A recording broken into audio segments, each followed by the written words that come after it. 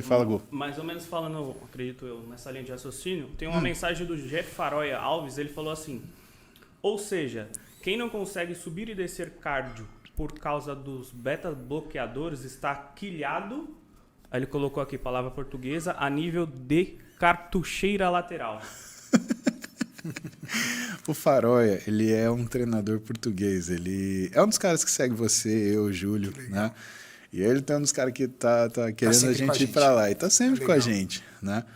Bom, tá falando das cartucheiras, né? Geralmente a cartucheira, pro pessoal, né, tem vários nomes. A cartucheira flanco, né? Eu acho legal o nome americano, chama Love Handles, né? Love Handles, ó, entendeu? Até porque você puxa, né? Pronto, não precisa explicar mais nada, né? Eu achei que você não ia explicar. Ai, cara. os puxadores do amor, né? A gente tá falando dos flancos, tá, pessoal? Essa região aqui, lombar aqui, desgraçada, que não sai mais nem que o cacete, entendeu? Pode ser chamada de love handles, entendeu? Que você puxa ali como alça. Nem com o cacete sai.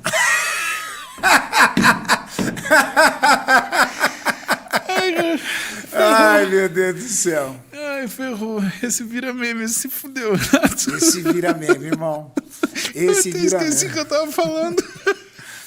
Você estava falando sobre a necessidade, a busca do atleta, por exemplo, de entrar em amió. Ah, tá bom. E no caso, o cara que corre, verdade. Aí, então, os love handles, né? A quilha, o cara que fica quilhado, né? Na verdade, uma deficiência da captação periférica de glicose, né? E você vê isso numa série de pessoas, principalmente pessoas que têm alterações hormonais. Então, alteração de tireoide, alteração de hormônios sexuais, pode ser testosterona e pode ser estradiol também. Qualquer coisa que mude a sua capacidade de captação de energia, né? Ou seja, a entrega de energia para o músculo, que, na verdade, traduzindo isso para carro, que é mais fácil de entender, é como se a sua bomba de gasolina diminuísse. O motor está lá, mas a bomba de gasolina que jogava a gasolina começa a fazer assim. Né? E isso acontece como? Acontece principalmente nessas situações. Por que eu falei tireoide primeiro?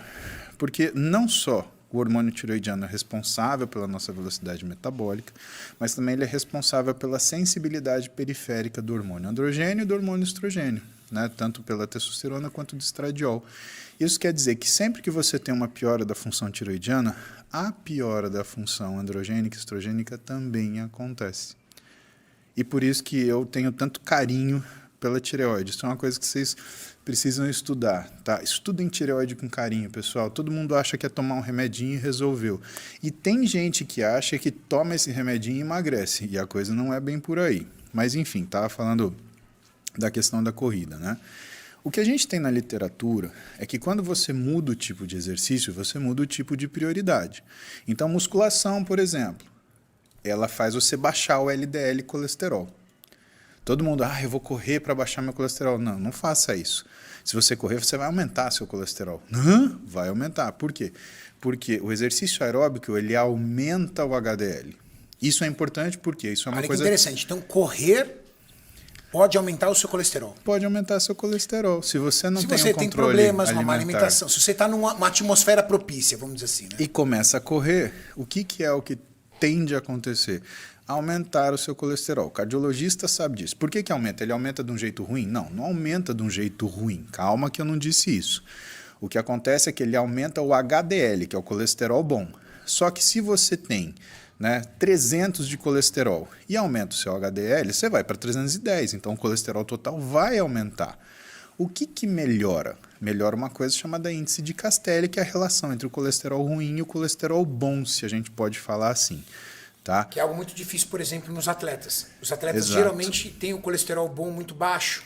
Exato. Porque trabalha muito em restrição calórica, não utiliza muita fonte de gordura. Usa medicação, também interfere. Os hormônios esteroides aumentam o colesterol ruim.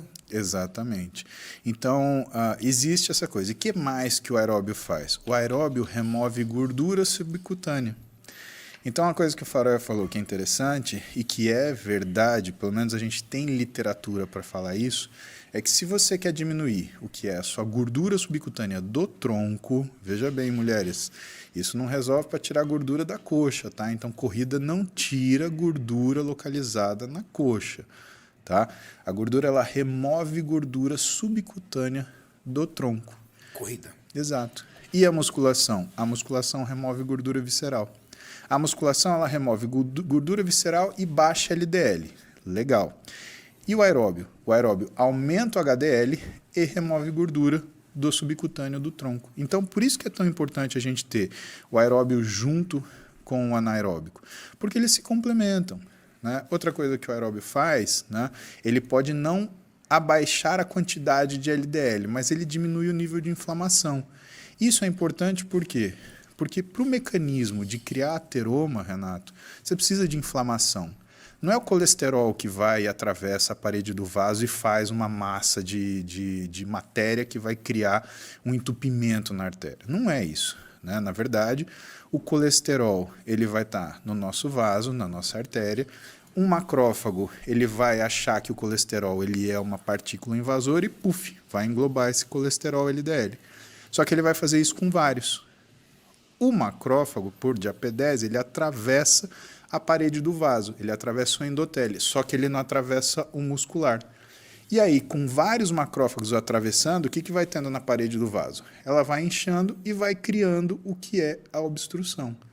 Então, a doença ateromatosa, ela vem por inflamação. Então, tudo que cuida de inflamação é benéfico para quem tem tendência à doença ateromatosa ou já tem essa doença. Ah, eu já montei o ateroma. Então treine. Por quê? Porque você vai diminuir a calcificação dele. Ah, eu já tenho o ateroma calcificado. Então treine, porque você vai melhorar a mobilidade do endotélio, aquele vaso vai funcionar melhor. Mas claro, você tem que ter um acompanhamento médico para isso, porque dependendo do tamanho do ateroma, você precisa fazer alguma coisa. É aí que entra o stent, né? Quando faz a hemodinâmica, vê lá uma obstrução maior do que 80% e o médico ele põe aquela molinha dentro da artéria que abre a artéria e confere passagem naquele trajeto que era comprometido, né? Então essa é a história do aeróbio e por isso que o Faroya falou, quilhado, o aeróbio ajuda, né? Mas assim, tem que lembrar, né? Sempre que a gente fala qualquer coisa de gordura, tem que falar da dieta, senão a gente tem só um resultado parcial, né?